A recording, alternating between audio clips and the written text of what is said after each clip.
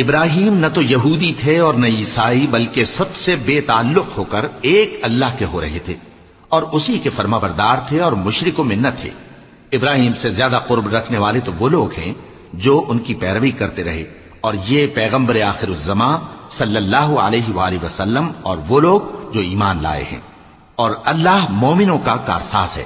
اے اہل اسلام، بعض اہل کتاب اس بات کی خواہش رکھتے ہیں کہ کسی طرح تم کو گمراہ کر دیں، حالانکہ یہ تم کو کیا گمراہ کریں گے، اپنے آپ کو ہی گمراہ کر رہے ہیں اور نہیں جانتے۔ اے اہل کتاب، تم اللہ کی آیتوں سے کیوں انکار کرتے ہو اور تم تورات کو مانتے تو ہو؟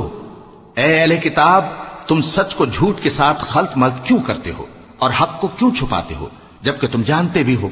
اور اہل کتاب کا ایک گروہ اپنے آدمیوں سے کہتا ہے کہ جو کتاب مومنوں پر نازل ہوئی ہے اس پر دن کے شروع میں تو ایمان لے آیا کرو اور اس کے آخر میں انکار کر دیا کرو، تاکہ وہ اسلام سے برگشتہ ہو جائیں۔